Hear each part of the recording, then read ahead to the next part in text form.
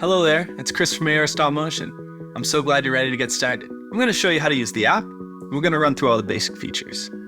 I thought instead of going through each control one by one, I would set up a small scene, and you can see how I use the controls. First, we're going to use the plus icon in the bottom right corner to add our first object into the scene.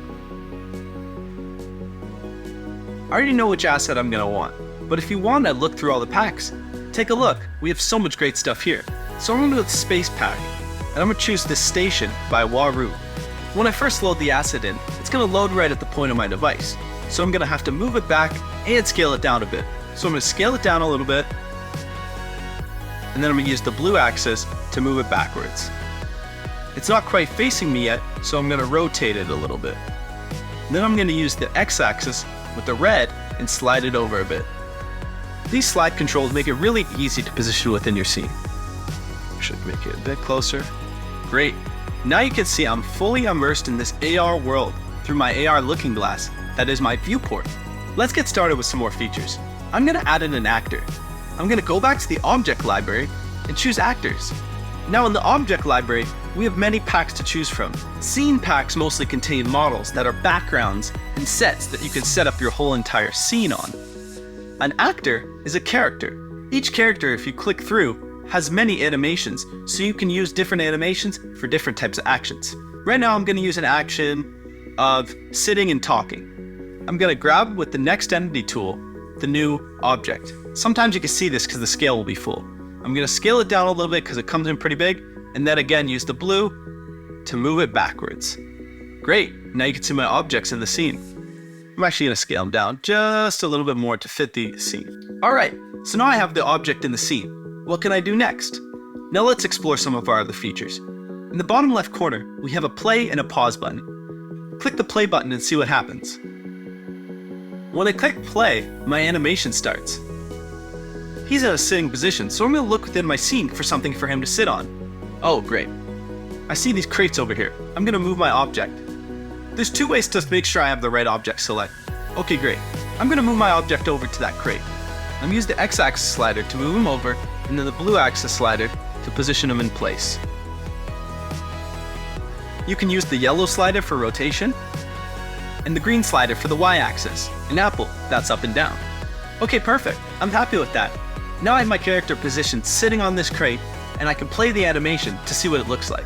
Now as you can see, our viewport camera is in 3D space track, so I can move and capture different angles of my actor.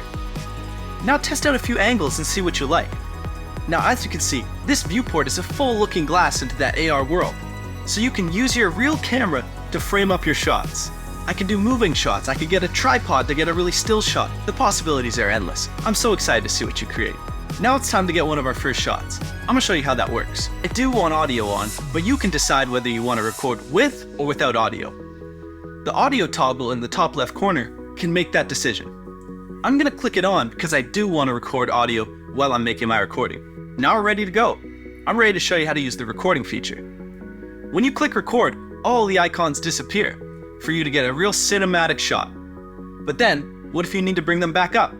What you're going to have to do is double tap on the screen to end your recording. So I'm going to play the animation, hit record, and then frame up my shot and capture it. Yeah, everything looks good over here. I'm just waiting on an evac.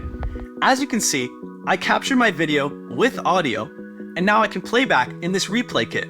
When you finish recording and double tap to stop it, it opens up a replay kit, which allows you to trim, save, and share your videos. I like to save them to photos and then use an editor later to sequence them all together.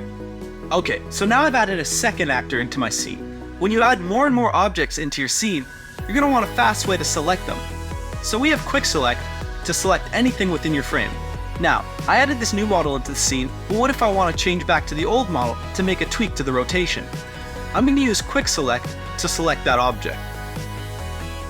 When I hit quick select, as you can see, these three numbers pop up. They pop up next to the object to give you a key on which one it is, and they also have a number associated with them based on what order they were imported. Now, I know because it's close in proximity to this character, and I know because it was the second model imported, that it's 2. I'm going to click 2 and then watch what happens. The selection will be made, your controls will be brought back up, and then you can easily move and select that one. If you want to switch back to this other actor, use that again. 3, and then perfect. Then I'm ready to make my movie.